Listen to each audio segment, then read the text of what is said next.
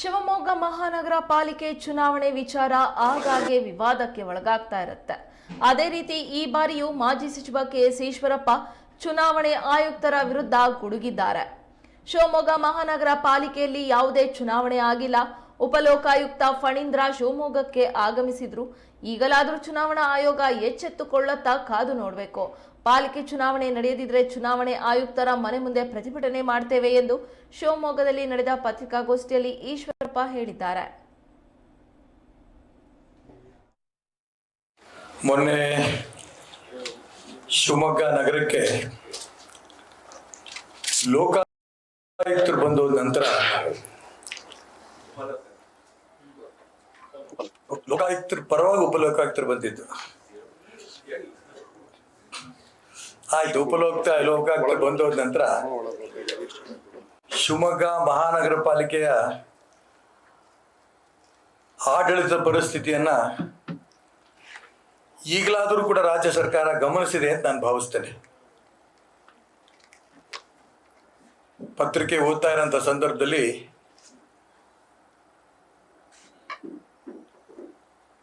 ಚುನಾಯಿತ ಪ್ರತಿನಿಧಿಗಳು ಇಲ್ಲದೇನೆ ಶಿವಮೊಗ್ಗ ಮಹಾನಗರ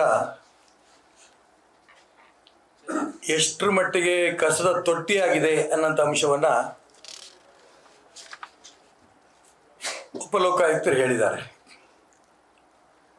ಜೊತೆಗೆ ಅವರು ಇನ್ನೊಂದು ಮಾತು ಸೇರಿಸಿದ್ದಾರೆ. ಇಲ್ಲಿಯ ಕಾರ್ಪೊರೇಷನ್ ಅಧಿಕಾರಿಗಳು ನಿಮ್ಗೇನಾದ್ರು ಹಣ ಬೇಕಾಗಿದ್ರೆ ನೀವು ಪತ್ರವನ್ನು ರಾಜ್ಯ ಸರ್ಕಾರಕ್ಕೆ ಬರೆದು ನನಗೊಂದು ಕಾಪಿ ಕೊಡಿಸ್ತೀನಿ, ಸರ್ಕಾರದ ಹಣನೂ ಕೊಡಿಸ್ತೀನಿ ಅಂತ ಹೇಳಿದ್ದಾರೆ. ಇಲ್ಲಿ ಜಿಲ್ಲಾ ಉಸ್ತುವಾರಿ ಸಚಿವರು ಬರೀ 12 ಕೋಟಿ ರೂಪಾಯಿನ ಆಶ್ರಯ ಮನೆಗಳಿಗೆ, ಮೂಲಭೂತ ಸೌಕರ್ಯಗಳಿಗೆ ಒಂದು ತಿಂಗಳಲ್ಲೇ ಕಳಿಸ್ತೀನಿ ಅಂತಂದು 6 ತಿಂಗಳಾಗೋಯ್ತು. ಮನೆ ಜಮೀರ್ ಅಹಮದ್ ಅವರು ಶಿವಮೊಗ್ಗಕ್ಕೆ ಬಂದು ನಾನು ನೆಕ್ಸ್ಟ್ ಕ್ಯಾಬಿನೆಟ್ನಲ್ಲಿ 12 ಕೋಟಿ ರೂಪಾಯಿ ಹಣ ಬಿಡುಗಡೆ ಮಾಡಿಸ್ತೀನಿ ಅಂತ ಹೇಳಿ ಸಾಕಷ್ಟು ದಿನ ಆಯಿತು. 12 ಕೋಟಿ ರೂಪಾಯಿ ರಾಜ್ಯ ಸರ್ಕಾರದಿಂದ ಕೊಡೋಕ್ಕಾಗಲಿಲ್ಲ ಅಂತಂದರೆ ಇನ್ನು ಶಿವಮೊಗ್ಗ ನಗರ ಪಾಲಿಕೆಗೆ ಎಷ್ಟು ಬೇಕಾದ್ರೂ ನಾನು ಹಣ ಕಳಿಸ್ತೀನಿ ಅಂತ ಮಾನ್ಯ ಉಪಲೋಕಾಯುಕ್ತರ ಧೈರ್ಯ ಮೆಚ್ಚಬೇಕು. ರಾಜ್ಯ ಸರ್ಕಾರದಿಂದ ಯಾವ ನಿರೀಕ್ಷೆನೂ ಶಿವಮೊಗ್ಗ ಮಹಾನಗರ ಜನ ನಾವು ನಿರೀಕ್ಷೆಯಲ್ಲಿ ಇಲ್ಲ. ನಾನು ಅದಕ್ಕೋಸ್ಕರ ತಕ್ಷಣ ಒತ್ತಾಯ ಮಾಡ್ತೇನೆ. ನಿನ್ನೆ ಚುನಾವಣೆಯ ಅಧಿಕಾರಿಗಳು ಸ್ಪಷ್ಟವಾಗಿ ಹೇಳಿದ್ದಾರೆ, ನಾವು 7 ಮಹಾನಗರ ಪಾಲಿಕೆ ಚುನಾವಣೆ ನಡೆಸ್ತೇವೆ, ವೋಟರ್ ಲಿಸ್ಟ್ ಕೂಡ ರೆಡಿ ಇದೆ ಅನ್ನೋಂಥ ಅಂಶ ಅವರು ಹೇಳಿದ್ದಾರೆ.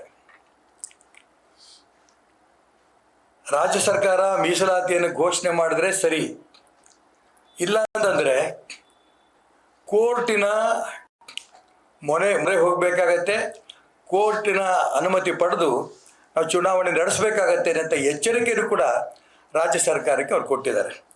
ಅಂದರೆ ಅವರಿಗೆ ಸರ್ಕಾರದ ಮೇಲೆ ನಂಬಿಕೆ ಇಲ್ಲ.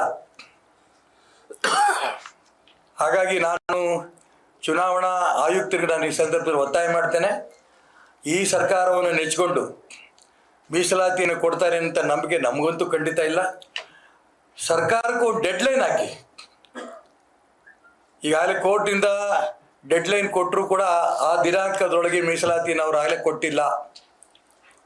1 ವಾರವೋ 15 ದಿನನೋ ತಿಂಗಳೊಳಗೋ ಈ ಸರ್ಕಾರ ಕೊಡಲಿಲ್ಲ ಅಂತಂದರೆ ನಾವು ಕೋರ್ಟಿನ ಸಹಾಯ ಪಡೆದು ಚುನಾವಣೆ ನಡೆಸ್ತೇವೆ ಅನ್ನೋಂಥ ಎಚ್ಚರಿಕೆಯನ್ನು ರಾಜ್ಯ ಸರ್ಕಾರಕ್ಕೆ ಕೊಟ್ಟು ಶಿವಮೊಗ್ಗ ಮಹಾನಗರ ಪಾಲಿಕೆ ಚುನಾವಣೆಯನ್ನು ಜೊತೆಗೆ ಉಳಿದಂಥ ಮಹಾನಗರ ಪಾಲಿಕೆ ಚುನಾವಣೆಗಳನ್ನು ತಕ್ಷಣ ನಡೆಸೋ ದಿಕ್ಕಲ್ಲಿ ಗಮನ ಹರಿಸಬೇಕು ಅನ್ನೋ ಒತ್ತಾಯವನ್ನು ನಾನು ಈ ಸಂದರ್ಭದಲ್ಲಿ ಮಾಡ್ತೇನೆ.